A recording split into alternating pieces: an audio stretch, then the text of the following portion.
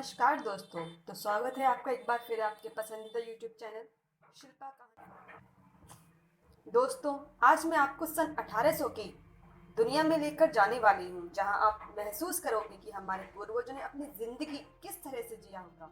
तो आइए जानते हैं कि 2 साल पहले हमारा भारत कैसा था। पर शुरुआत करने से पहले अगर आपने अभी तक हमारे यूट्यूब चैनल को सब्सक्राइब नहीं किया है तो जल्दी से इसे सब्सक्राइब कर लीजिए। तो शुरुआत करते हैं।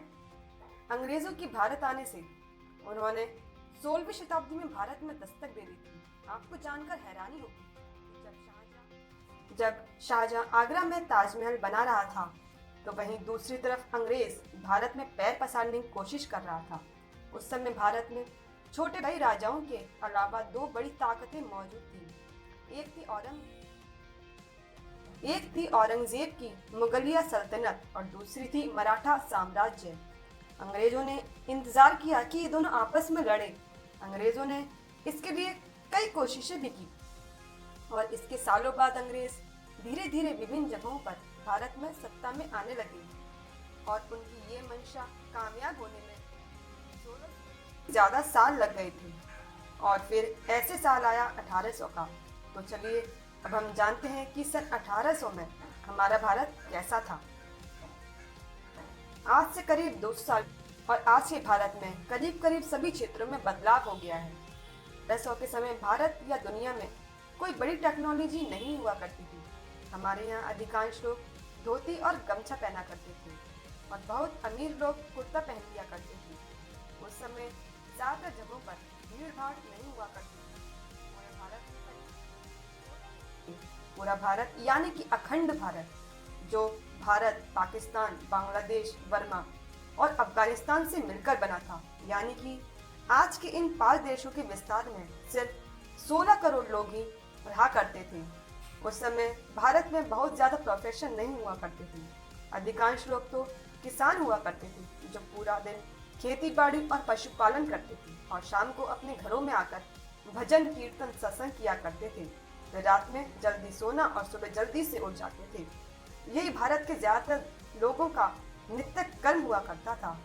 तब लाइट्स नहीं थी, इसलिए शाम को भजन या ईश्वर पूजा करने में बाधा न आए, इसलिए दिए जलाए जाते थे।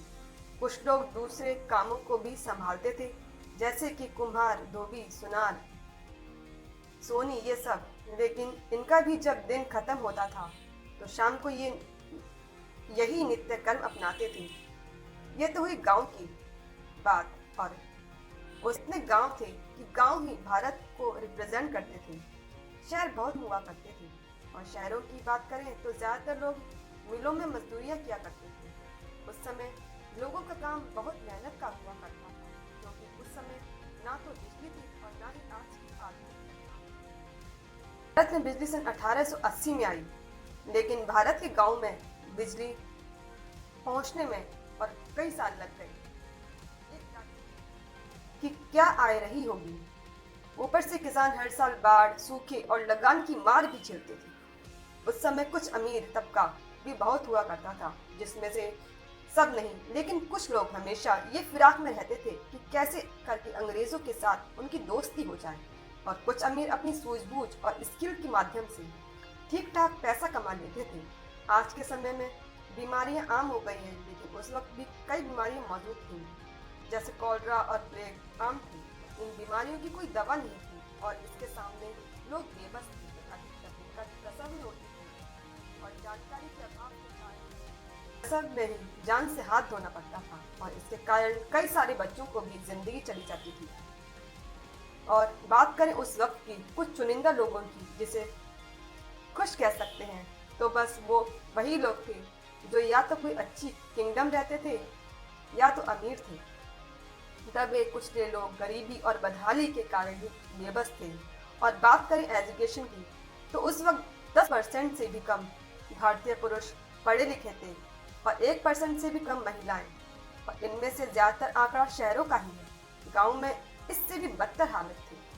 हालांकि ऐसा नहीं था कि वो ना पढ़े लिखे लोग स्किल्ड नहीं थे, वो लोग स्किल्ड भी थे और अपने कई कामों माहिर भी थी, लेकिन कम पढ़े लिखे होने के कारण लगान जैसी चीज़ों में डील नहीं कर सकते थे। भारत के लोग उस वक्त पैसों से चीजें खरीदने के बजाय एक्सचेंज व्यवहार करते थे। जैसे एक मटके के बदले 2 किलो चावल या 5 किलो आटे के बदले 3 किलो दाल।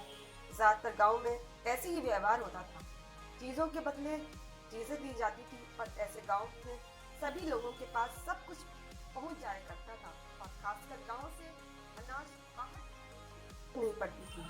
तो दोस्तों, 18वीं शताब्दी का भारत कुछ ऐसा था। उस समय कुछ चीजें बहुत ही अच्छी थी तो कुछ बहुत ही खराब, और ऐसा लगभग समय में होता है।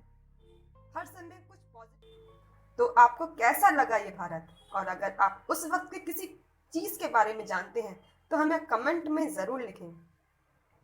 दोस्तों, आशा करती हूँ आपको ये जानकारी पसंद आई होगी। अगर जानकारी पसंद आए तो वीडियो को लाइक करें, चैनल को सब्सक्राइब करें और दोस्तों तक जरूर शेयर करें। मिलूंगी एक नई कहानी के साथ। तब तक के लिए धन्यवाद।